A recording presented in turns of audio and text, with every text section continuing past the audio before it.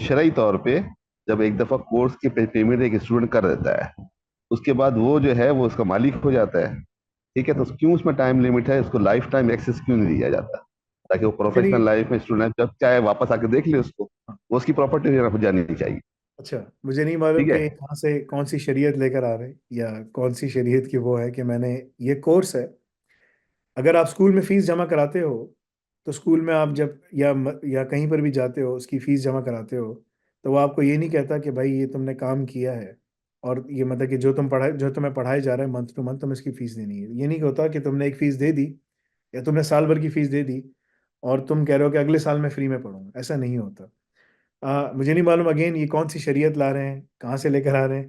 نہ ہی یہ امام ابو حنیفہ، شافی، مالکی، حنبلی کی کوئی سنت ہے، اور نہ ہی ان کی طرف سے کوئی پروون ہے. کیونکہ جو شرعی معاملات اور سب چیزیں جو فقہا ہیں دین کے بڑے بڑے، یہ جو چار بڑے ہیں اور اس کے علاوہ اور دوسرے امام جو ہے نا شیبانی اور بہت مختلف مختلف بڑے بڑے، طبری تو ہسٹورین تھے، ابن کثیر، یہ سب لوگوں نے بہت ساری چیزوں اس کے اوپر لکھا ہے.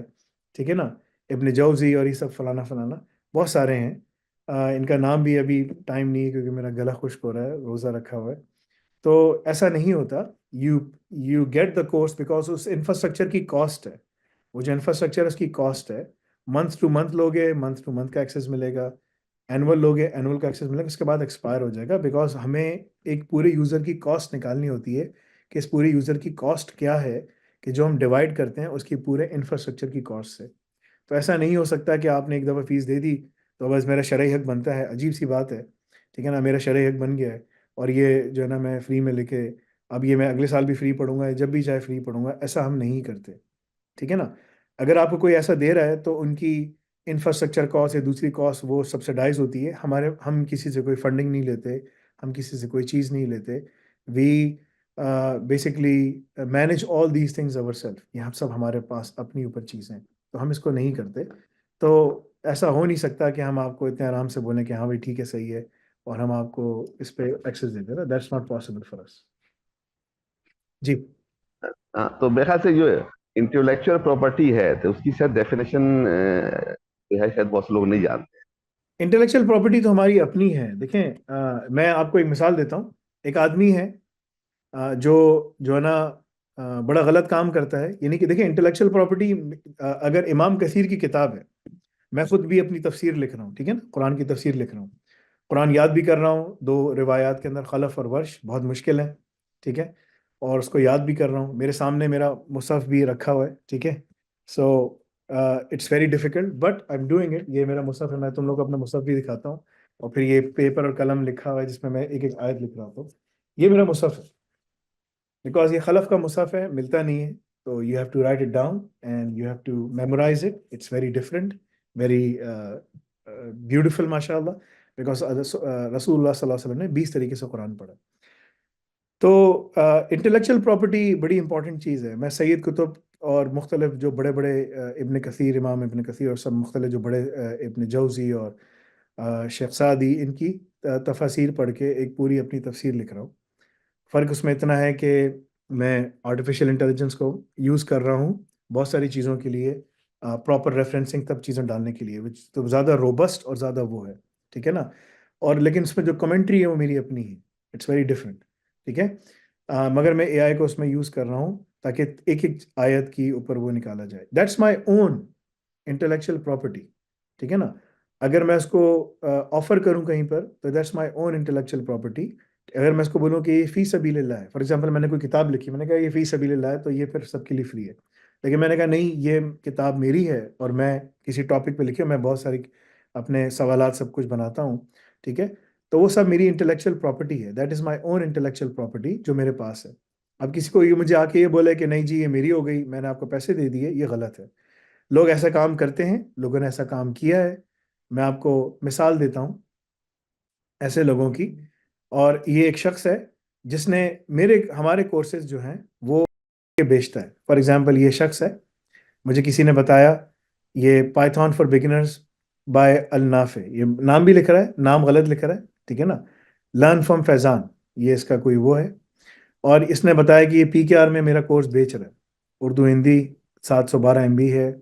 اور سیلز پیج بتا رہا ہے اور اس نے پورا کا پورا جو کورس ہے ہمارا وہ ڈال دیا، اور copy with credits learn from Faizan بھی کر کے ڈال دیا، ٹھیک ہے نا. اس نے کوئی گروپ بھی بنایا ہوا ہے جس کے اندر اس نے لوگوں کو بھی بٹھایا ہوا ہے، ٹھیک ہے نا. 18,000 فالوورز ہیں اس کے اندر، ٹھیک ہے، جو یہ چلا رہا ہے، جس میں یہ سارے غلط کام کرتا ہے، اللہ معاف کرے، ٹھیک ہے.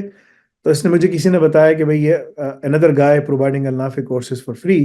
میں نے کہا whoever ask for halal will receive halal and whoever ask for Allah for haram will be given haram. And then I reported the hadith which says an era will surely come to people in which a man will not care for where he acquires his wealth either lawfully or unlawfully. رسول اللہ صلی اللہ علیہ وسلم نے فرمایا، یہ بخاری شریف کی حدیث ہے، کوٹیشن سب کچھ ہیں، کیونکہ میں سلف ہوں تو ہر چیز کو کوٹیٹ، ہر چیز کوٹیشن کے حساب سے پراپر ہونی چاہیے.